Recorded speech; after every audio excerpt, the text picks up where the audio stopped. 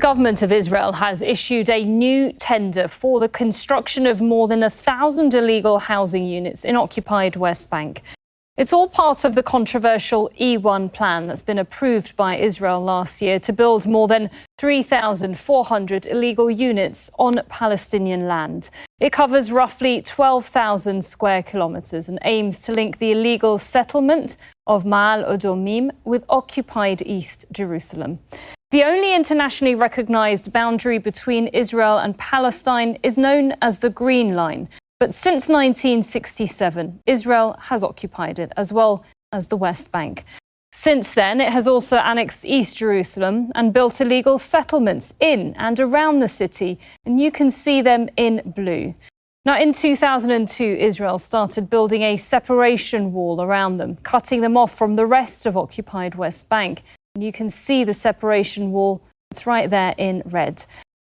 This is known as the E1 plan. It aims to build units that are illegal under international law. And if it's implemented, the plan would connect the settlements with Israeli annexed East Jerusalem, cutting deeper into the West Bank. And also, the Israeli army has carried out raids across parts of occupied West Bank and arrested several Palestinians. Israeli forces stormed the city of Al-Dahriya, that's south of Hebron, and they deployed military vehicles as well as raiding a number of homes. The occupied West Bank has seen continued military incursions and illegal settler attacks since the war on Gaza started back in October 2023.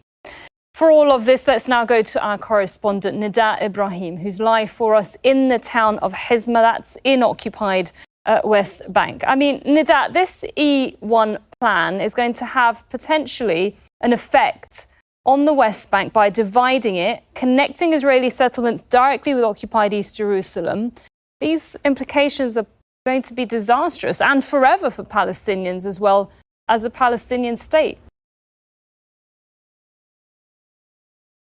Yes, it's part of how Israel is trying to change reality, to change facts on the ground in its favor, to push Palestinians off their lands, to make a future contiguous Palestinian state that is independent an impossible scenario. And this is something that Israel has been working on for decades. These illegal Israeli settlement units are being announced. They're just called by many human rights organizations as the last nail in the coffin of the two-state solution. Everything Israel has done on the ground is clear and has a strategic goal to prevent Palestinians from ever being independent and having their own state. Let me show you what you explained on the map, but on the ground.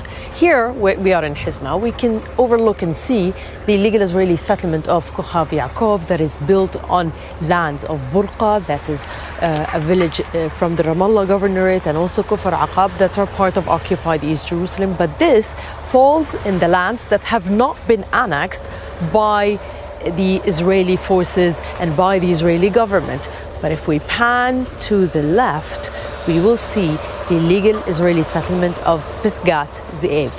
This illegal settlement falls within the boundaries of occupied East Jerusalem, but Israel has illegally annexed it.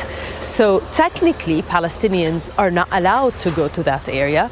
And what would prevent them is the separation wall that Israel has built, which further took more lands from occupied East Jerusalem and cut it from the rest of the occupied West Bank. And now, as you can see, there are works being done. There are excavators and bulldozers working to expand this road, we believe. But there's a lot of suspicion amongst Palestinians. Yes, they are widening roads, but only for the benefit of Israeli settlers. And they fear that ultimately they would be prevented from using these roads as Israel moves to take all of these areas altogether.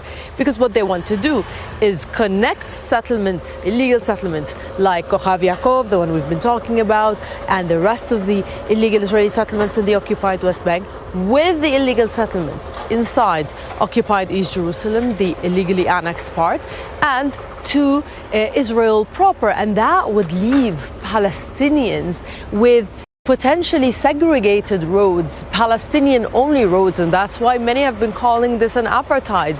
The reality on the ground might be complex and too complicated to explain, but what drives it and what motivates it is one clear idea: dispossessing Palestinians, making their lives so unbearable that they would eventually leave. Here in Hizma, yes, we don't expect illegal Israeli settlement units belonging to E1 to be built here, but this will be effectively suffocated. It might be a small village ultimately that cannot have any access to occupied East Jerusalem, cannot have access to many other areas in the occupied West Bank, and that's what's being done for Palestinians. You know, this reality, what's happening to Palestinians in terms of these illegal Israeli settlement expansions, the works, the settler violence, all of that is changing and reshaping the reality of Palestinians